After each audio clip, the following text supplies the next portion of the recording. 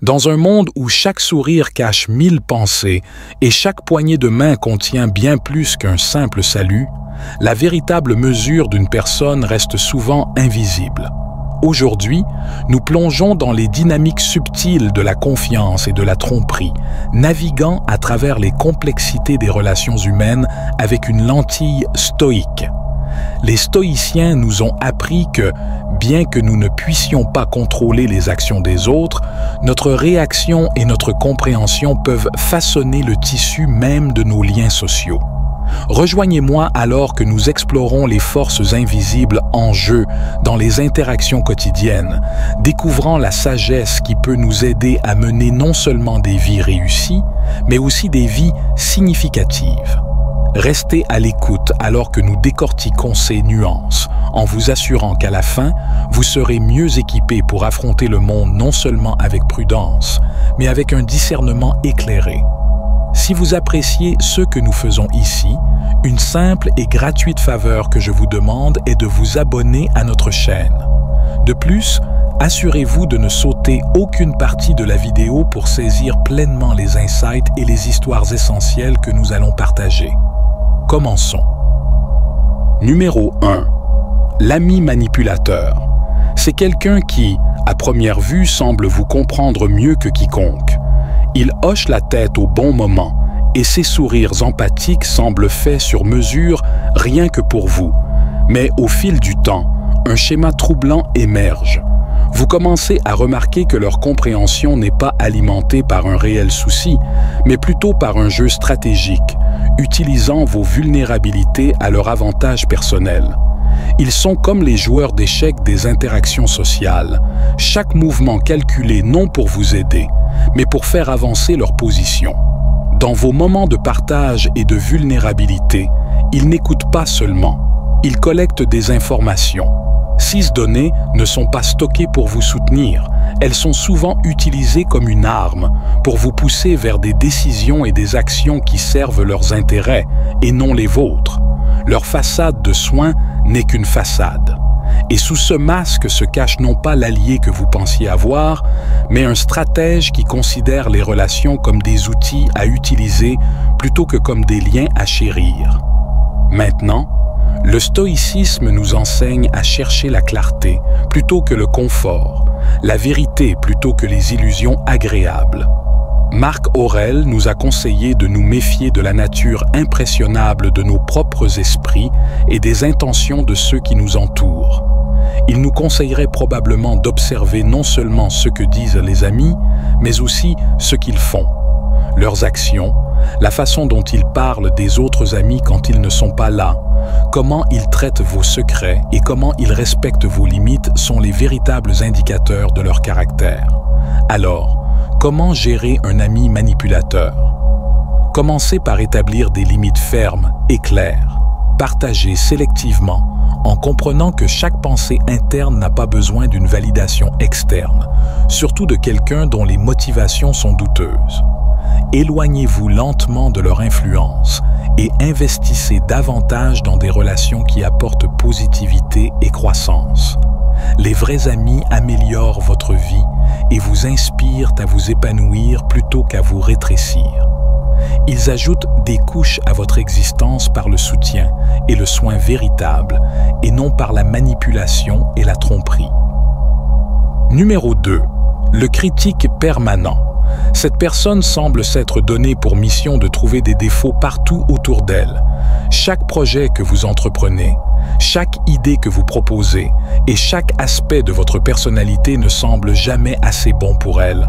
Ces retours, souvent dépourvus de la chaleur de la critique constructive, ressemblent plus à un jugement implacable, érodant votre confiance et votre estime de soi à chaque commentaire. Le critique permanent opère souvent sous le couvert de la simple honnêteté ou de l'aide à l'amélioration, mais il y a une fine ligne entre une critique utile et des remarques décourageantes. Leurs critiques incessantes peuvent créer un environnement toxique où, au lieu de grandir, vous vous retrouvez à surveiller chaque action, chaque mot, par peur de la critique. Cela peut étouffer la créativité et l'initiative, vous faisant douter de vos capacités et de votre valeur. Marc Aurèle a dit un jour « Rejette ton sentiment de blessure et la blessure elle-même disparaît ». Ce rappel stoïque puissant nous enseigne à ne pas intérioriser les paroles dures ou les perceptions négatives des autres. Le stoïcisme nous invite à considérer la source de la critique et à réfléchir s'il y a une vérité et une valeur en elle.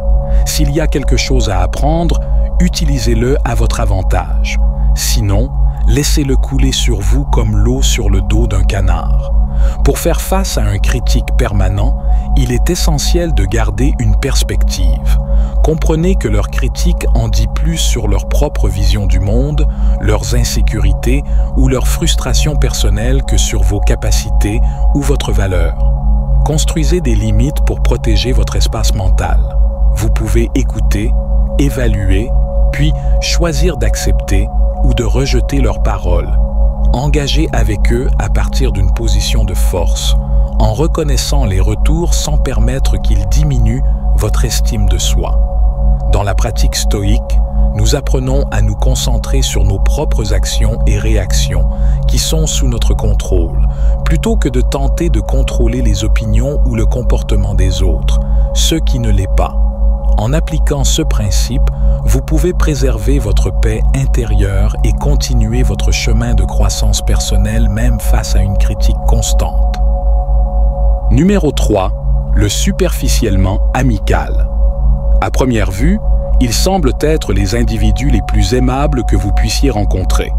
Avec un large sourire, ils vous demandent comment se passe votre journée et font tous les bons gestes qui suggèrent qu'ils se soucient de vous. Mais, comme vous pourriez bientôt le découvrir, leur chaleur a peu de profondeur, ressemblant plus à une flaque d'eau peu profonde qu'à un océan accueillant. 6 individus sont les papillons sociaux, passant gracieusement d'un groupe à un autre, sans jamais vraiment s'installer assez longtemps pour former des liens profonds et significatifs.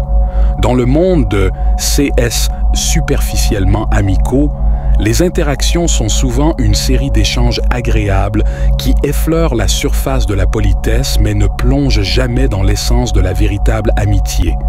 Ils peuvent être présents à chaque fête et apparaître dans tous vos cercles sociaux, mais lorsque les choses vont mal, leur présence est souvent aussi éphémère que leur engagement.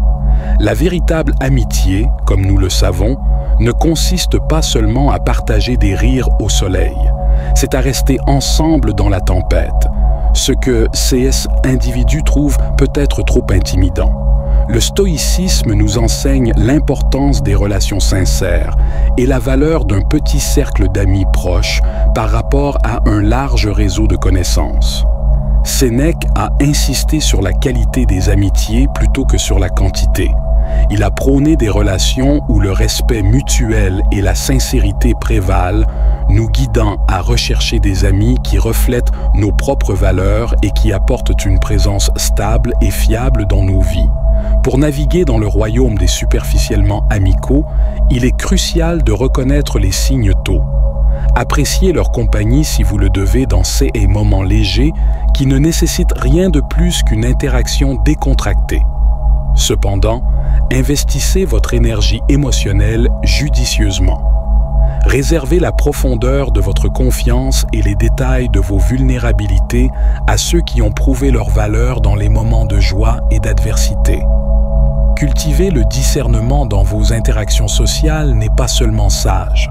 C'est nécessaire pour protéger votre bien-être émotionnel et garantir que votre cercle reste authentique. Numéro 4. L'auditeur distrait. Vous connaissez le genre. Ils hochent la tête en accord et peuvent même lancer un vague « mais vous pouvez dire qu'ils ne sont pas vraiment avec vous. Ils sont présents physiquement, oui, mais mentalement, ils se sont éloignés dans un endroit lointain, loin de la conversation en cours. C'est comme parler à un mur qui hoche parfois la tête. Ces interactions peuvent être incroyablement frustrantes car elles manquent l'essence fondamentale de la communication, l'échange et la compréhension véritable. Les relations, qu'elles soient personnelles ou professionnelles, prospèrent grâce à la compréhension mutuelle et à l'engagement actif. Lorsque quelqu'un ne fait pas attention de manière constante, cela envoie un message clair. Ce que vous dites n'est pas important pour lui. Ce comportement non seulement entrave le flux d'idées, mais érode également la connexion émotionnelle que peut forger une véritable écoute. Une communication efficace est une rue à double sens, et lorsqu'elle devient unilatérale, la relation en souffre. La pratique stoïque de la présence d'esprit nous enseigne à nous engager pleinement dans la tâche en cours. Pour les stoïciens comme Marc Aurèle, écouter attentivement n'est pas seulement une courtoisie, c'est un devoir. Il s'agit de respecter la personne qui vous parle en lui accordant toute votre attention, reflétant la croyance stoïque en l'importance de chaque interaction humaine. Si vous vous retrouvez fréquemment face à un auditeur distrait, il existe quelques stratégies stoïques que vous pourriez employer. Tout d'abord, assurez-vous que votre communication est claire et engageante. Parfois, simplement poser des questions directes peut ramener l'auditeur dans le moment présent. Si cela ne fonctionne pas, un rappel doux peut être nécessaire. Faites-leur savoir que vous avez remarqué leur distraction et invitez-les à revenir dans la conversation. Cependant, si le schéma persiste, il pourrait être utile de reconsidérer la valeur que cette personne ajoute à votre vie. Est-ce qu'il vous accorde le respect et l'attention que vous méritez? Si ce n'est pas le cas, il peut être temps de rediriger votre énergie vers des relations où l'engagement mutuel et le respect sont donnés librement. Numéro 5. L'individu manquant d'empathie. Ce type de personne peut être particulièrement difficile à gérer car il semble presque aveugle aux paysages émotionnels des autres. Ils naviguent dans la vie en se concentrant uniquement sur leurs propres besoins et objectifs, souvent au détriment de ceux qui les entourent. Leurs conversations peuvent se centrer de manière écrasante sur leurs réalisations, leurs problèmes et leurs perspectives, sans se soucier des autres. Dans les interactions avec une personne manquant d'empathie, vous pourriez constater que vos sentiments et expériences sont constamment rejetés ou carrément ignorés. Ce n'est pas seulement un manque d'intelligence émotionnelle, c'est une déconnexion fondamentale dans la reconnaissance et la valorisation de l'humanité chez les autres. De tels individus laissent souvent derrière eux une traînée de relations meurtries, perplexes quant à la raison pour laquelle leurs interactions sont parsemées de conflits et de malentendus. Le stoïcisme offre un remède profond à cet état d'esprit. Il nous enseigne l'importance de regarder au-delà de nous-mêmes et de comprendre que l'expérience humaine est interconnectée. Les stoïciens comme Épictète ont souligné le rôle de l'empathie dans l'éthique humaine. Il a enseigné que nous devrions écouter et répondre aux autres avec gentillesse et compréhension, en reconnaissant que nous faisons tous partie d'une communauté plus vaste, chacun avec nos forces, nos luttes et nos triomphes. Si vous vous retrouvez à interagir avec quelqu'un qui manque d'empathie, le stoïcisme conseille de ne pas répondre à leur indifférence par la colère ou le ressentiment. Au lieu de cela, voyez cela comme une opportunité de pratiquer la patience et de montrer l'exemple. Montrez-leur de l'empathie, non pas parce qu'ils la méritent nécessairement, mais parce que c'est la chose vertueuse à faire. Cependant, il est également important de fixer des limites. Protéger votre bien-être émotionnel est crucial, et parfois cela signifie limiter votre exposition à ceux qui le drainent. S'engager avec une personne manquant d'empathie nécessite un équilibre entre compassion et préservation de soi. Bien que vous puissiez tenter de modéliser un comportement empathique, vous devez également reconnaître quand reculer et ne pas permettre à leur égocentrisme d'impacter votre paix. Souvenez-vous, comme l'a souligné Marc Aurèle, ce que nous faisons maintenant résonne dans l'éternité, que vos actions reflètent votre intégrité et votre compassion, même face à l'apathie. Il ne s'agit pas seulement de les changer, il s'agit de rester fidèle à vos valeurs, quelle que soit la façon dont les autres choisissent d'agir. Numéro 6. L'irritateur constant. Cette personne semble avoir maîtrisé l'art de l'irritation. Avec leur talent pour piquer et provoquer, ils savent exactement comment vous énerver. Que ce soit par des piques subtiles, des compliments détournés ou de légères provocations, Ils s'engagent dans une sorte de jeu d'échecs émotionnel, leur objectif étant de vous perturber, de vous déstabiliser pour leur amusement ou leur avantage. L'irritateur constant se nourrit de la réaction qu'il peut obtenir de vous.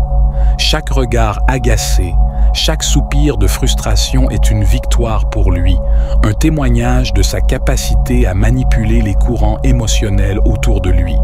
Cela peut être incroyablement épuisant, car il semble que vous deviez constamment vous protéger contre leurs prochains mouvements, toujours prêt à affronter les petites mais persistantes irritations qu'ils créent. Cependant, c'est ici que les enseignements stoïques peuvent devenir votre forteresse. Le stoïcisme nous dit que les événements externes et les actions des gens ne nous bouleversent pas. C'est notre jugement à leur sujet qui le fait. Marc Aurèle a écrit « Tu as pouvoir sur ton esprit, non sur les événements extérieurs. Réalise cela et tu trouveras la force. » Cette sagesse est particulièrement applicable lorsqu'il s'agit de l'irritateur constant. En ajustant vos perceptions, en décidant que leurs actions ne dicteront pas votre état émotionnel, vous vous donnez du pouvoir. Vous reprenez le contrôle que l'irritateur essaie de vous enlever. Pratiquer ce détachement stoïque implique de reconnaître l'intention derrière leurs irritations. Une fois que vous voyez que leur comportement est conçu pour vous déséquilibrer, vous pouvez choisir de ne pas laisser cela vous affecter. Imaginez leurs mots et actions perdre de leur puissance, disparaissant dans le bruit de fond de votre vie. Il ne s'agit pas d'ignorer ou de faire semblant que l'irritation n'existe pas, mais de changer votre réponse à celle-ci. Vous pouvez reconnaître leur tentative de vous perturber sans leur accorder la victoire de vous voir perturbé. Engager avec un irritateur constant devient ainsi moins une question de confrontation avec chaque irritation et plus une question de maintien de votre paix intérieure. C'est la démonstration ultime de force. Non pas que vous ne ressentiez jamais d'irritation, mais que vous pouvez aller au-delà, préservant votre tranquillité au milieu de la tempête qu'ils essaient de créer. Numéro 7. La victime éternelle. Cette personne semble vivre dans un état perpétuel de crise. Peu importe le jour, la saison ou les circonstances, quelque chose va toujours terriblement mal pour elle. Mais ce qui est particulièrement difficile avec la victime éternelle, ce n'est pas seulement la fréquence de ses malheurs, c'est son apparente réticence à y remédier. Elle semble se nourrir de la sympathie et de l'attention que ces malheurs attirent, utilisant son flux sans fin de problèmes comme un outil pour attirer et retenir les autres. Les histoires de malheur de la victime éternelle peuvent être émotionnellement épuisantes. Vous pouvez vous retrouver constamment entraîné dans leurs drames, dépensant de l'énergie et du temps à essayer de résoudre des problèmes qui, mystérieusement, ne semblent jamais être résolus. Leur dépendance à votre soutien peut sembler gratifiante au début, comme si votre présence importait vraiment. Cependant, cela conduit souvent à une relation à sens unique où vos efforts sont pris pour acquis et vos propres besoins et problèmes sont négligés ou ignorés. Le stoïcisme offre un cadre puissant pour traiter avec la victime éternelle. Les stoïciens comme Épictète ont enseigné que nous devrions nous préoccuper des choses qui sont sous notre contrôle et accepter celles qui ne le sont pas. Lorsqu'on interagit avec une victime éternelle, il est crucial de reconnaître les limites de votre influence. Vous pouvez offrir du soutien et des conseils, mais vous ne pouvez pas changer leur situation. Seule elle peut le faire. Les stoïciens nous conseilleraient de pratiquer l'empathie, mais aussi le détachement. Empathisez avec leur douleur, mais détachez-vous de l'idée que vous êtes responsable de résoudre leur vie. Il est également sage de fixer des limites avec la victime éternelle. Si leur chaos commence à empiéter sur votre paix, il est peut-être temps de réévaluer combien de votre temps et de votre énergie émotionnelle vous pouvez vous permettre de donner. Les aider ne signifie pas être entraînés dans leur cycle sans fin de crise. Au lieu de cela, encouragez-les à agir et à chercher des solutions plutôt que de simplement les consoler. Cette approche protège non seulement votre bien-être, mais pousse également la victime éternelle vers le genre de responsabilité et d'autonomie que le stoïcisme valorise. Souvenez-vous, bien que la compassion soit une vertu, elle ne doit pas se faire au détriment de votre propre stabilité et bonheur. Les stoïciens croyaient en l'importance de la paix intérieure et de l'équanimité, et maintenir ces qualités face au chaos perpétuel de quelqu'un d'autre est à la fois un défi et une pratique de la philosophie stoïque. En faisant cela, vous honorez non seulement votre santé mentale et émotionnelle, mais aussi favorisez une relation plus équilibrée et saine avec la victime éternelle.